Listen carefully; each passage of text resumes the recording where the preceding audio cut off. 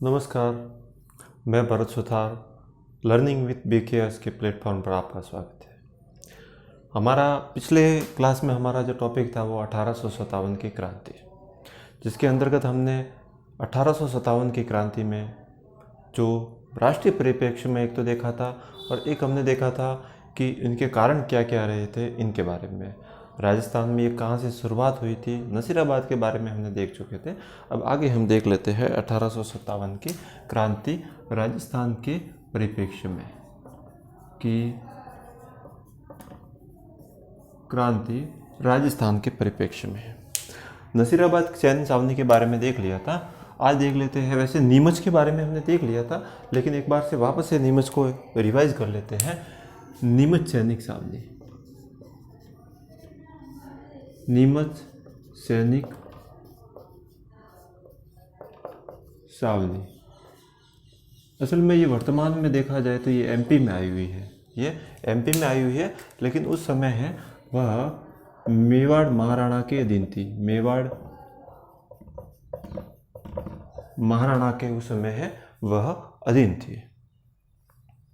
इसी प्रकार से यहाँ पर मेवाड़ भील कौर के सैनिक है वो यहाँ पर, ये है वो यहाँ पर इनकी बटालियन वगैरह थी। अब नीमच सैनिक छावनी में बात आती है कि विद्रोह कब हुआ। ये लगभग विद्रोह हुआ था 3 जून 1857 को यहाँ पर विद्रोह हुआ। विद्रोह करने वाले प्रमुख क्रांतिकारियों की बात करते हैं तो मोहम्मद अली बैग एक प्रमुख क्रांतिकारी थे।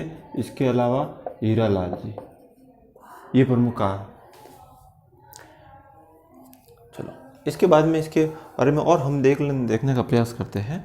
ये प्रमुख थे और यहाँ से संबंधित एक घटना है वो याद रखना है आपको, डूंगरा गांव की घटना। अब डूंगरा गांव की घटना में हुआ क्या था असल में कि कुछ सैनिक अफसर थे जो कि क्रांतिकारियों से, ये किस क्रांतिकारी, ये कहाँ, ये इसमें एक बात ये भी ध्यान रखना है कि यहाँ पर वह कुरान और गंगा की शपथ दिलाई गई थी। हिंदुओं को है वह एक तो गंगा की और गीता की, और इसी प्रकार से है मुस्लिम सैनिकों को है वो यहाँ पर कुरान की शपथ दिलाई गई थी। किसके लिए? वफादारी। अंग्रेजी अफसरों ने वफादारी के लिए शपथ दिलाई थी कि भाई आप हमारे प्रति पूरी तरह से वफादार है या नहीं है, इसके लिए इनको ये शपथ दिलाई था। डूंगरा गांव का हत्याकांड किस प्रकार से काम हुआ? इसमें क्या हुआ था कि कम से कम 30-40 सैनिक अफसर थे, 30-40 सैनिक अफसर थे जो कि क्रांतिकारियों से बच के है वो डूंगरा गांव में इनको है वो शरण दिलाई थी। जहाँ के पॉलिटिकल एजेंट है वो थे सॉवर्स है। इसके बाद में है इनको है वो मेवाड़ के महाराजा स्वरूप सिंह की मदद से, मेवाड़ के महाराजा स्वरूप सिंह जी के और एक और व्यक्ति थे गोकुल पारिक की मदद से इनको है। इसके बाद में है पिछोला जेल में जो जग मंदिर बना हुआ है, ये जग मंदिर बना हुआ है, वहाँ पर इनको है वो शरण दिलाई गई थी। इन क्रांतिकारियों से है इनको है वो बचाया गया था। इस बात का आपको ध्यान रखना। जगन मंदिर के बारे में और हम देख लेते हैं कि जगन मंदिर का निर्माण पिछोला झील, ये है पिछोला झील। अब पिछोला झील के बारे में थोड़ा सा और देख लेते हैं। पिछोला झील है ये राणा लाखा के समय पिछू नामक बंजारे ने करवाई थी, और इसके बीच में जग मंदिर है जिसका निर्माण जगत सिंह जी ने करवाया था, और एक जग निवास महल है जिसका निर्माण जगत सिंह सेकंड ने करवाया था। इस बात का आपको ध्यान रखना है। तो ये नीमच सैनिक छावनी के बारे में है, जो इम्पोर्टेंट पॉइंट है वो सब ये क्लियर हो जाते हैं। और यहाँ पर जो शपथ दिलाई थी वो कर्नल एबॉट थे। कौन थे? कर्नल एबॉट थे। यहाँ पर जो शपथ दिलाने का जो कार्य है वो किसने किया था? कर्नल एबॉट है, इन्होंने वो यहाँ पर शपथ दिलाई थी। इस बात का आपको ध्यान रखना है। तो इस प्रकार से ये नीमच सैनिक छावनी के बारे में क्लियर हो गया। आगे हम देख लेते हैं, आगे इसके बाद में हम इसमें देख लेते हैं कि आहुआ में किस प्रकार से विद्रोह हुआ था और एरनपुरा सैनिक छावनी में किस प्रकार से विद्रोह हुआ।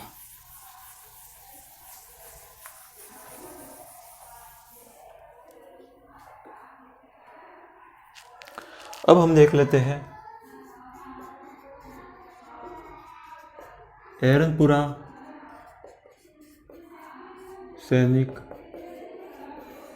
छावनी के बारे में। एरनपुरा सैनिक छावनी के बारे में देख लेते हैं। पहले इसकी लोकेशन देख लेते हैं कि ये लगभग कहाँ पर है। वर्तमान के संदर्भ में देखें तो ये पाली में आई हुई है और उस समय यहाँ पर है वह जोधपुर लीजल के सैनिकों को रखा जाता था। लीजल के सैनिकों को रखा जाता था और इनकी जो स्थापना है वो लगभग 1835 में हुई थी इसकी स्थापना। इस बात का आपको ध्यान रखना है। एरनपुरा नाम है वह एक एरन नामक अंग्रेजी अफसर है, इनके नाम से इसका नाम है वो एरनपुरा पड़ा था। इस बात का आपको ध्यान रखना। यहाँ पर जोधपुर लीजल के सैनिकों को है वो यहाँ पर रखा जाता था, इनकी टुकड़ी है वो यहाँ पर रखी जाती थी। अब बात आती है यहाँ पर विद्रोह किस प्रकार से हुआ या कब हुआ विद्रोह, इसके बारे में हम देखने का प्रयास करते हैं। तो विद्रोह यहाँ पर कब हुआ, असल में हुआ क्या था यहाँ पर कि पूर्वैया सैनिक थे, एक सैनिकों की टुकड़ी थी पूर्वैया सैनिक, पूर्वीय सैनिक। ये पूर्वीय सैनिक है, इनको है वह सिरोही भेजा गया। सिरोही में एक जगह आई हुई है अनाद्रा, रोआ भी कहा जाता है, वहाँ के ठाकुर ने है वो विद्रोह कर दिया। तो इन पूर्वैया सैनिकों को वहाँ पर भेजा इस विद्रोह को दबाने के लिए। विद्रोह को तो दबा दिया, इसके बाद में ये सैनिक कहाँ पर गए, आबू की तरफ गए। आबू की तरफ गए और वहाँ पर उन्होंने है वो क्रांति का बिगुल बजा दिया, विद्रोह कर दिया। ये घटना है वो लगभग है 21 अगस्त 1857 के आसपास की घटना है। इस बात का आपको ध्यान रखना है। आबू विद्रोह है 21 अगस्त 1857 को है वो विद्रोह हुआ था, इस बात को। अब ये सभी सैनिक है वह आए वापस, एरनपुरा आए और एरनपुरा में है वहाँ पर इनको 3 व्यक्तियों ने है और नेतृत्व प्रदान किया था। एक तो नाम था शीतल प्रसाद, मोती खा और है तिलक राम। इन्होंने है इनको नेतृत्व प्रदान किया था और नेतृत्व प्रदान करने के बाद में ये कहाँ गए थे, दिल्ली की ओर प्रस्थान किया था। इन्होंने दिल्ली की ओर कूच किया था। कुशल राज सिंह भी दिल्ली की ओर इन्होंने कूच कर दिया था और इन्होंने एक नारा दिया था इसके बाद में, जो क्या नारा था, चलो दिल्ली मारो फिरंगी। नारा प्रमुख दिया था कि चलो दिल्ली मारो फिरंगी, ये इन्होंने नारा दिया था जो दिल्ली की तरफ गए थे। इसके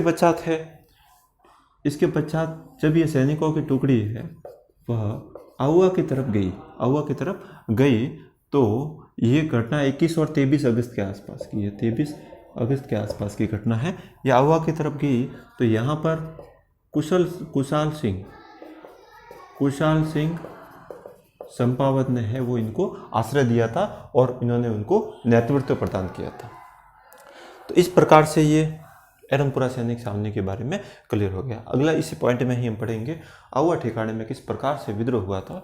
वहाँ पर कुशाल सिंह चंपावत की जो सेना है, इन्होंने अंग्रेजी सेना का किस प्रकार से सामना किया, इसके बारे में हम देखेंगे। तो वापस से एक बार इसको क्लियर कर देते हैं। एरनपुरा सैनिक छावनी वर्तमान में पाली में आई हुई है। जोधपुर लीजल के सैनिकों को रखा जाता था। इसकी स्थापना 1835 में की गई थी। पूर्वैया विद्रोह कैसे हुआ, पूर्वैया सैनिकों को अनादरा रोवा के ठाकुर जागीरदार थे, उनके विद्रोह को दबाने के लिए भेजा गया। इन सैनिकों ने है वो आबू में विद्रोह कर दिया 21 अगस्त 18। यहाँ पर एक जो एजीजी थे लॉर्ड स्पैटिंग लॉरेंस, उसको पुत्र को है, उनके पुत्र की है वो यहाँ पर हत्या कर दी गई थी। इसके बाद में एरनपुरा आए लगभग 23 अगस्त के आसपास, जहाँ पर शीतल प्रसाद, मोतिका और तिलक राम ने उनको है वो नेतृत्व प्रदान किया। फिर दिल्ली की ओर ये गए और उन्होंने नारा दिया, चलो दिल्ली मारो फिरंगी। इसके पश्चात ही सैनिकों की टुकड़ी आहुआ की तरफ आई, जहाँ पर कुशाल सिंह चंपावत ने इनको शरण दी थी या इनको है वो नेतृत्व प्रदान किया था। चलो इसके बाद में हम देख लेते हैं आहुआ ठिकाने के बारे में, यहीं पर लिख लेते हैं। आहुआ का सही लोकेशन देखा जाए तो ये वर्तमान में आई हुई है पाली में। जब यहाँ पर इन सैनिकों को आहुआ के कुशाल सिंह चंपावत के द्वारा शरण दी गई थी, तो कुशाल सिंह चंपावत के नेतृत्व में जो क्रांतिकारी है, कुशाल सिंह चंपावत के जो नेतृत्व में क्रांतिकारी है, कुशाल सिंह चंपावत के नेतृत्व में जो क्रांतिकारी है, इसके अलावा इनका जो साथ दिया था, इनका साथ किसने किसने दिया था, तो देखो दांतिया, आलनियावास, रुदावास, लांबिया और आसोपा के जागीरदारों ने इनका साथ दिया था। आसोपा के जो जागीरदार थे शिवनाथ सिंह जी, इन्होंने भी इनको साथ दिया था। और इसके बाद में है वह अंग्रेज़ों की तरफ से इस समय है वो आपके जोधपुर के जो महाराजा थे तखत सिंह के नेतृत्व में एक सेना भेजी गई थी। और इस सेना में इनका जो सेनापति था उनका नाम था अनाड़ सिंह के नेतृत्व में एक सेना भेजी गई थी। इसके अलावा इन सेना में एक और थे कुशाल राज सिंघवी के नेतृत्व में भी एक सेना थी। इसके अलावा यहाँ पर मैकमोशन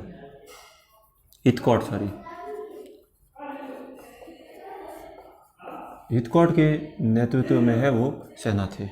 इस बात का आपको याद रखना है। इनके बीच मध्य जो युद्ध हुआ था, इसके मध्य को जो युद्ध हुआ था इसको ही कहा जाता है बिथोड़ा का युद्ध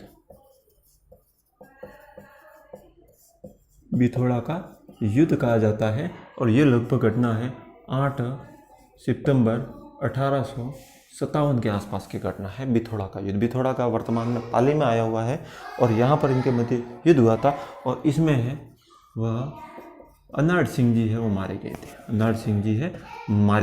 इस बात का आपको, अनाड़ सिंह है जो कि इन सेना तखत सिंह जी की सेना के जो सेनापति थे, इस युद्ध में है वो इनकी मृत्यु हो गई थी, मारे गए थे।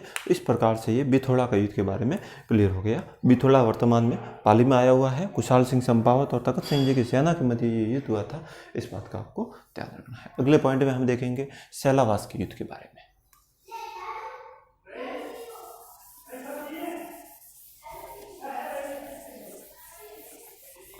अगले युद्ध में देखेंगे सैलावास के युद्ध में।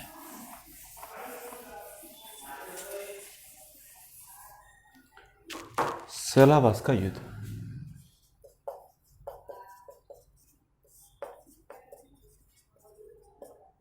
सैलावास के बारे में देखा जाए तो सैलावास है वो भी वर्तमान में कहाँ पर आया हुआ है, पाली में आया हुआ है। तो लगभग बिथोड़ा के युद्ध में पराजित होने के बाद में जो महाराजा की सेना थी, तखत सिंह जी की सेना थी, वो पुनः संगठित हो गई थी। और मैकमोशन के नेतृत्व में एक बार फिर से है वो लगभग 18 सितंबर 1857 को है वो वापस युद्ध हुआ। 1857 को वापस युद्ध हुआ था। और ये भी युद्ध है वह कुशाल सिंह संपावत और महाराजा की सेना तखत सिंह जी की जो सेना थी, इसमें मैकमोशन भी थे। मैकमोशन इसके अंतर्गत साथ में थे। इसके अलावा मैकमोशन की जो सेना है वो भी इनमें साथ थी। इसके अलावा इनमें हितकोट की वगैरह सेना थी और महाराजा की वगैरह ये सेना थी। इस युद्ध को है वह काला व गोरा का युद्ध भी कहा जाता है। इस युद्ध को है वो काले और गोरे का युद्ध भी कहा जाता है। इस बात का आपको ध्यान रखना है। इसके बाद में, इस सैलावास युद्ध के बाद में, अब इसमें भी देखा जाए तो इसका जो कंक्लूजन निकला था वो एक तरह से कुशाल सिंह संपावत है वो इसमें विजय हुई थी। कुशाल सिंह जी संपावत जी की इसमें विजय हुई थी सैलावास के युद्ध में। वर्तमान में पाली में आया हुआ है। 18 सितंबर 1857 को ये युद्ध हुआ था। काला और गोरों का युद्ध भी कहा जाता है। कुशाल सिंह संपावत, और इसमें मैकमोशन मारा गया। और कहा जाता है कि मैकमोशन जो उस समय है वो क्या थे, पॉलिटिकल एजेंट थे। उनका सिर है वह आउआ के किले की दीवारों पर लटकाया गया था। इस बात का आपको ध्यान रखना है। आउआ के दीवारों पर है, आउआ के जो दरवाज़ा होता है वहाँ पर है वो मैकमोशन का सिर है वो लटकाया गया था। इस प्रकार से ये सैलावास का प्रमुख युद्ध हुआ था। इसके बाद में है लगभग जनवरी 1858 ईस्वी के आसपास होप्स के नेतृत्व में, एक जनरल होप्स थे, इनके नेतृत्व में वापस से एक विशाल सेना भेजी गई थी और इस जो युद्ध वगैरह हुआ था इसमें है वो इनकी है पराजय हुई थी। आहुआ ठिकाने की क्या हुई थी? पराजय हुई थी।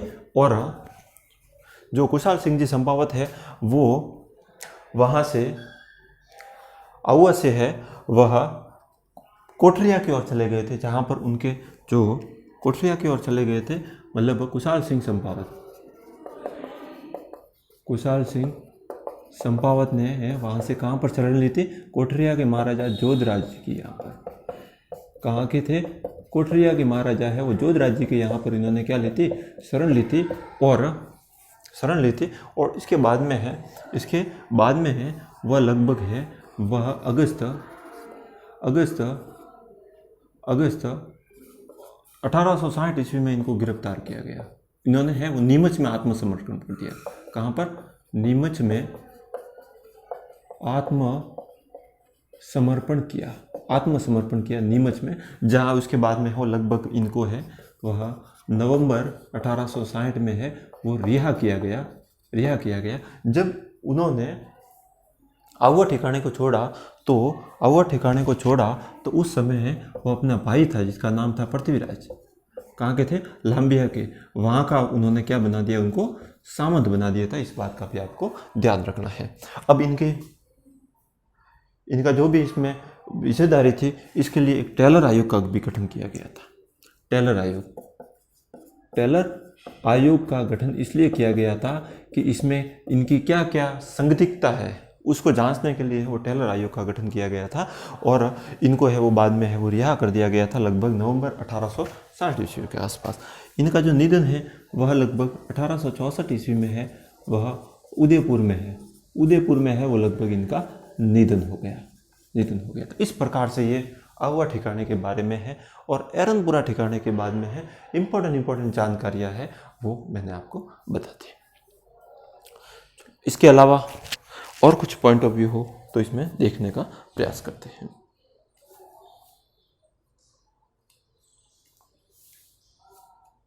तो इस प्रकार से यही इम्पोर्टेंट बात है। अब इसमें एक बात और आपको ध्यान रखनी है, आहुआ के जो ठिकाने हैं उनके जो कुल देवी है जिनका नाम है सुगाली माता जी। यहाँ से भी कई एग्जामों में प्रश्न आते हैं। तो पहला इसमें प्रश्न ये हो सकता है कि जो आहुआ के जो चंपावत है, चंपावतों की माता जी को है वो कुल देवी कही जाती है।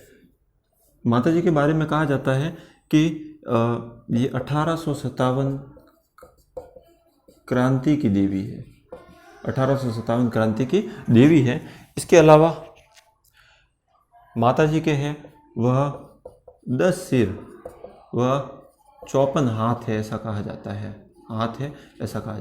माता जी की जो वर्तमान मूर्ति है वह बांगर संग्रहालय में है। पहले अजमेर संग्रहालय में वगैरह थी, लेकिन अभी वर्तमान में है वो बांगर संग्रहालय माता जी की मूर्ति है। तो इस प्रकार से एरनपुरा और आहुआ ठिकाने के बारे में क्लियर हो गया। आगे और हम देख लेते हैं और दूसरी जगह है वो क्रांति का किस प्रकार से प्रभाव रहा था इसके बारे में है।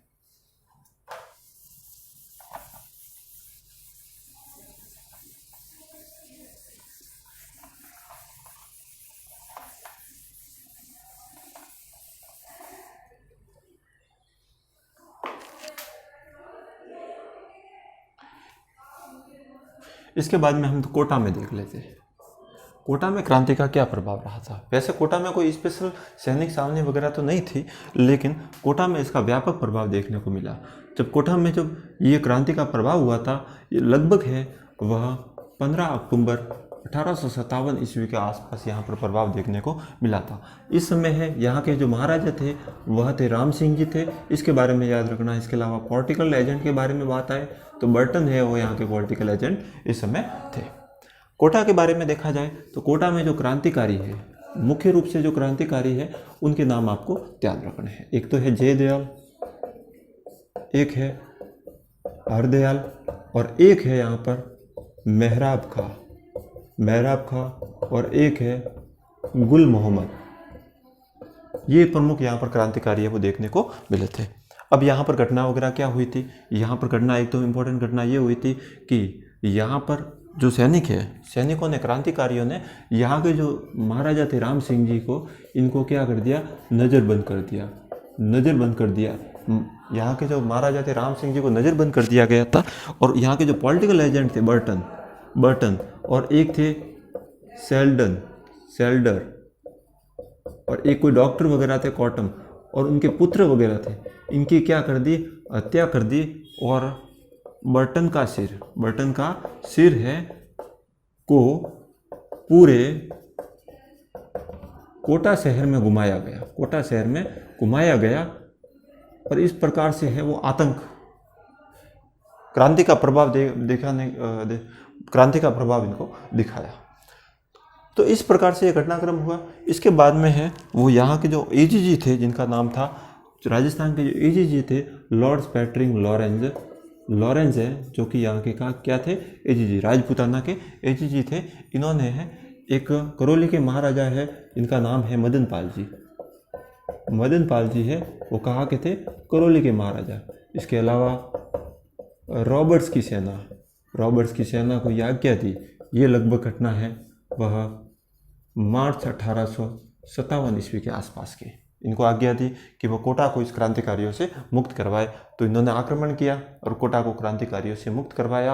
राम सिंह जी को है उनके नज़रबंद से उनको भी वहाँ से छुड़ाया। तो इस प्रकार से ये घटनाक्रम आता है। कौन थे, करौली के मदन पाल जी और रॉबर्ट्स की सेना थी, लगभग मार्च 1857 के अंतर्गत। इसके बाद में है वह इन क्रांतिकारियों को फांसी की सजा दी गई।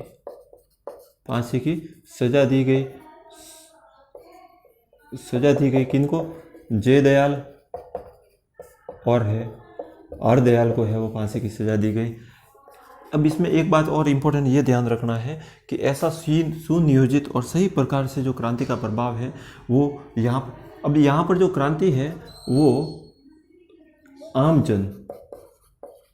आमजन तथा राजकीय सेना, इन्होंने है वो यहाँ पर क्रांति की थी। आमजन और राजकीय सेना ने यहाँ पर क्रांति की थी। और